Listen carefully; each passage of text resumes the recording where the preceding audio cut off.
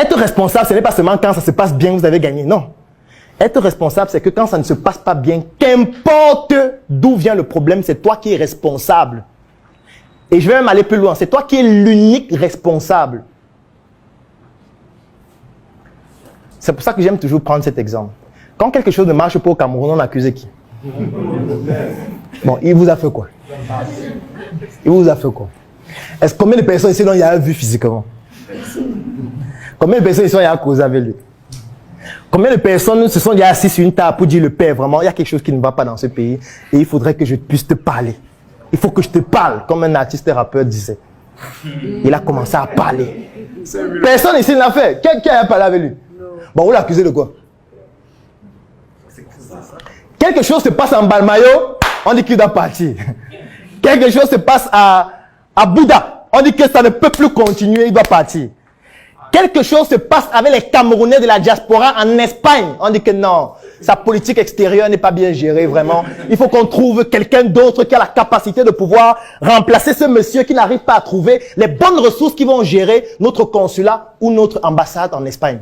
Il ne connaît même pas encore de quoi il s'agit. On n'a pas encore envoyé le document. Donc ce dont on parle là, il n'a pas encore reçu le rapport de ça.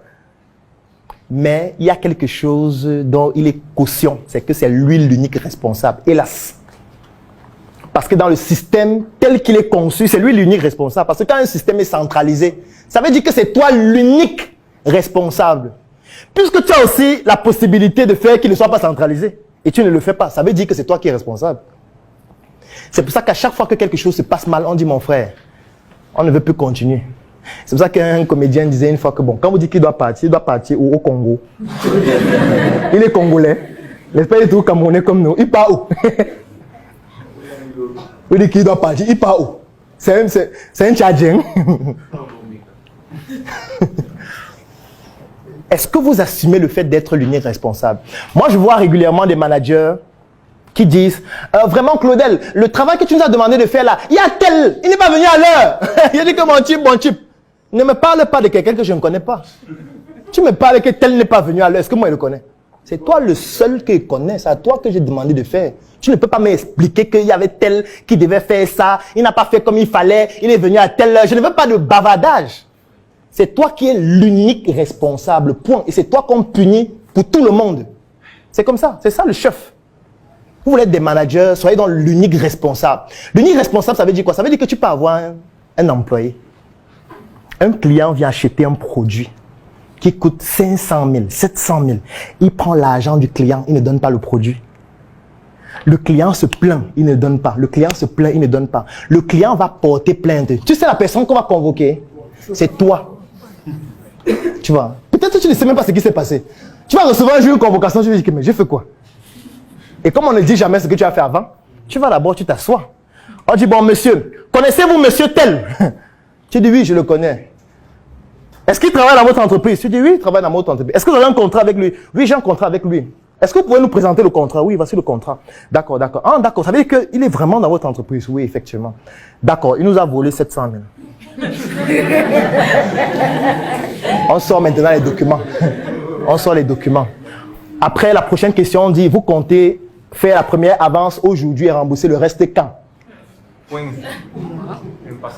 Vous comprenez la phrase que vient de dire, c'est vous comptez effectuer une avance aujourd'hui de combien et effectuer le reste et rembourser le reste quand?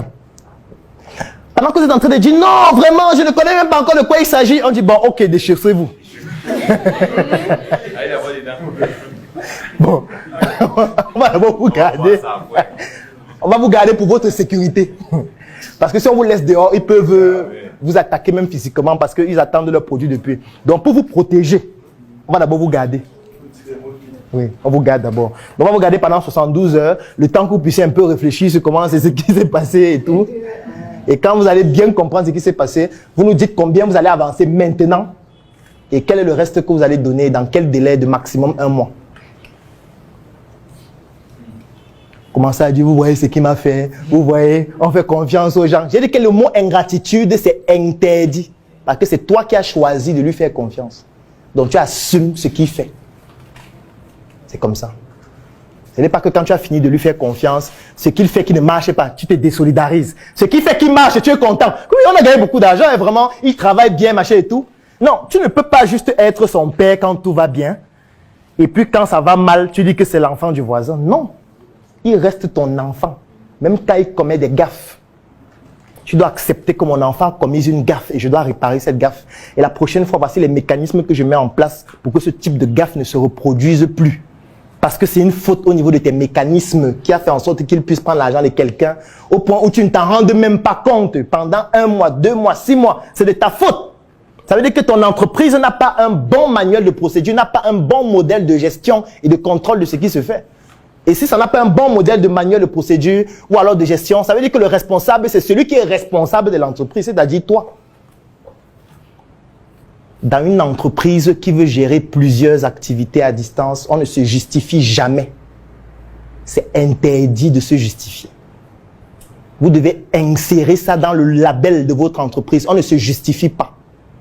Si on te donne un travail à faire, tu as 2 possibilités. Soit tu dis je ne peux pas le faire, on le donne à quelqu'un d'autre et avec tous les risques qui vont avec, donc on peut t'exclure parce que si tu ne peux pas faire le travail pour lequel tu es là, c'est-à-dire que tu ne sers à rien. Donc il y a 2 choses. Soit tu dis que je ne peux pas le faire et tu laves tes mains, tu pars et ça peut entraîner les conséquences et ça va entraîner. Soit tu dis que tu peux le faire et tu ne te justifies jamais. Donc tu ne viens pas nous dire bon, on n'a pas pu le faire parce qu'il pleuvait. Non, non, non, non. Tu ne vas pas nous dire qu'il donc comme s'il pleut, on va arrêter de travailler. S'il pleut, on va arrêter de travailler. Comment les Occidentaux font pour faire 6 mois dans la neige? Ils travaillent chaque jour dans la neige. Toi, tu dis qu'il pleuvait. Entre la neige et la pluie, qu'est-ce qui est plus grave? Les gens construisent les immeubles dans la neige. Les immeubles. Les gens construisent des ponts souterrains pendant qu'il neige. Toi, il pleut. D'abord que chez moi, il ne pleuvait pas. Il pleuvait juste chez toi. Toi, il pleut chez toi. Tu ne travailles plus. Non, on va te virer. En fait, il faut que dans le logiciel de toutes les personnes qui travaillent avec vous, ces personnes puissent comprendre qu'on ne se justifie pas. On trouve le moyen de résoudre le problème. Ça veut dire que quand on fait le compte rendu, ce qu'on dit c'est, pendant qu'on était en train d'effectuer telle tâche, nous avons rencontré tel problème et pour résoudre ce problème, voici ce que nous avons fait et voilà les résultats. Point. Ce n'est pas que tu me fais un rapport pour dire, bon, en fait, lundi, on n'a pas pu travailler parce que on a oublié les clés à la maison, donc on est venu tard, c'était fermé, on est rentré. Mardi, on n'a pas pu faire le travail là parce que bon, on n'avait pas les bottes. Et comme on n'avait pas les bottes, on n'a pas fait. Non, non, ça c'est pas un compte rendu. Ça ce sont les pleurs. Et les gens qui pleurent, il faut les virer définitivement. Ils n'ont pas leur place là. Si vous ne mettez pas des rigueurs extrêmes comme ça, les gens ne vont pas produire des résultats intéressants.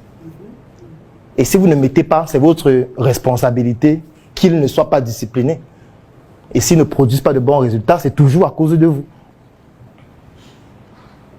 C'est extrêmement difficile d'être manager, surtout de plusieurs entreprises, en plus à distance. Avec tout ce qu'on dit là, c'est que tu es encore là physiquement. Hein. Il ne parle pas de quelqu'un qui est à 8000 km ou à 7000. Donc tout ce qu'il dit là, c'est qu'il vient même te donner le document dans ton bureau. Tu es assis avec lui. Combien de fois quelqu'un qui est à 6000 km? Combien de fois quelqu'un que tu ne peux pas aller rencontrer ce soir? Moi, je vais vous raconter l'histoire d'un monsieur. Bon, c'est vrai que dans une vidéo, j'ai donné son identité, mais cette fois, je ne vais pas donner. C'est un monsieur qui a une chaîne de boulangerie à Douala. Et un jour, j'étais avec lui et mon grand frère qui est décédé. Et mon grand frère lui pose la question, mais pourquoi tu es seulement à Douala? Ta boulangerie vraiment est magnifique. Vous avez presque le monopole ici. Mais pourquoi tu n'ouvres pas à Yaoundé aussi? Il y a un bon marché à Yaoundé. Il rit. Après, il nous dit, quand vous allez faire ce qu'il fait, si vous allez comprendre.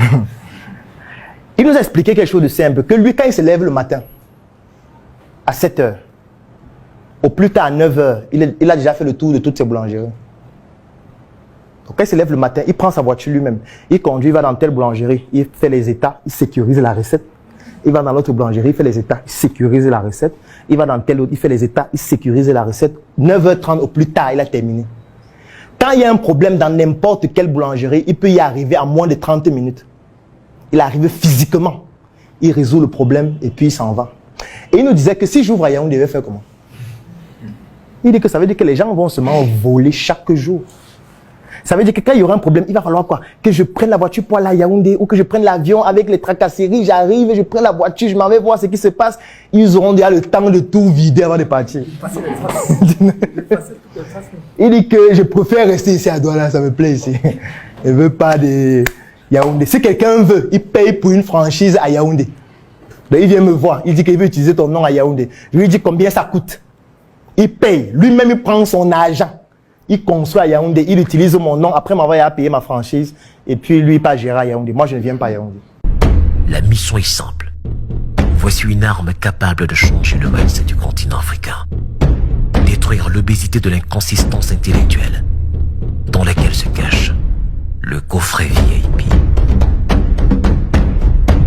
Il possède une arme contenant 200 heures de formation et 8 ans d'expérience entrepreneuriale. Recevez le pouvoir de devenir une meilleure version de vous-même. Armez-vous de cette clé pour une réussite entrepreneuriale.